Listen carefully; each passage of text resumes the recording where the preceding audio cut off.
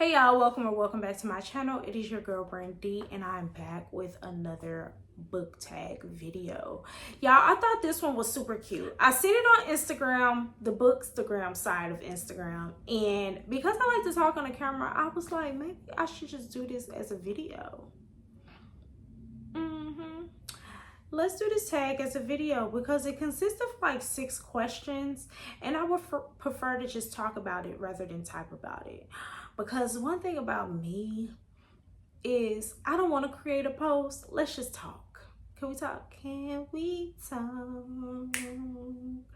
for a minute?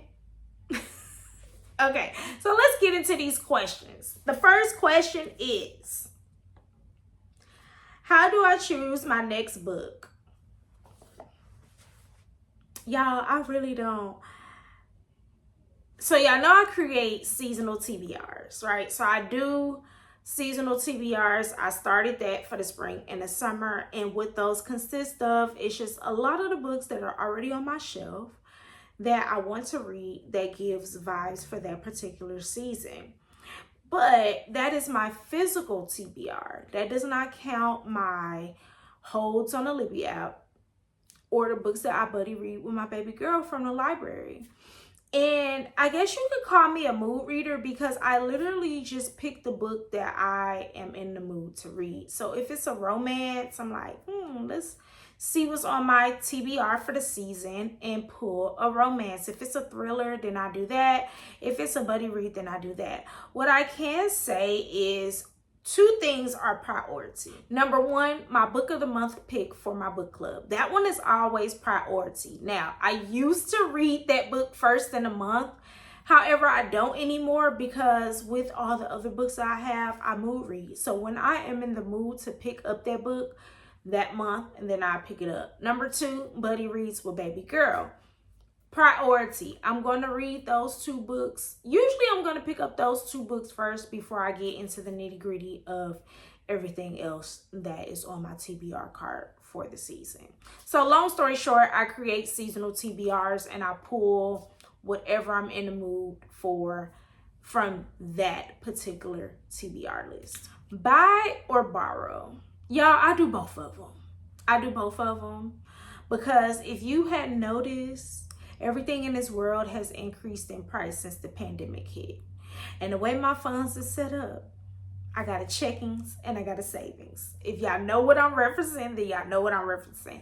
But honestly, I do both because for one, I'm going to borrow the book if it's a new author to me. If the author is new, I'm going to borrow the book because I don't know the author's writing style. I don't know if I'm going to like the book. So I'm going to borrow the book. If it's a new genre for me, I'm going to borrow the book because what if I hate it? Now, that does not go to say that when I buy the books, I absolutely love the books because I got some DNFs and y'all done already seen that video of some DNFs. However, if I can borrow the book, then I'm going to borrow it. If it does not fit in my budget for that week, then I'm going to borrow it. But on the flip side, I am building a mini library in my home, so I also like to buy. So it really just depends on the author. If it's an auto buy author, then obviously I'm going to buy it. If it's an auto read author, then I might buy it or I might just borrow it. So I do both. DNF a bad book or keep reading? So just like I just said, I just posted a video about books that I've DNF'd, and I like to give books 100 pages. I like to give books 100 pages. I feel like in 100 pages, you should be able to grab my attention. And I feel like 100 pages is generous because in the book community, I have learned that people DNF books on the first page, the first chapter, the first scene. If the scene is too smutty and it start on first page, they gonna DNF the book. If the book is too slow for them, they're gonna DNF the book. I give a book 100 pages.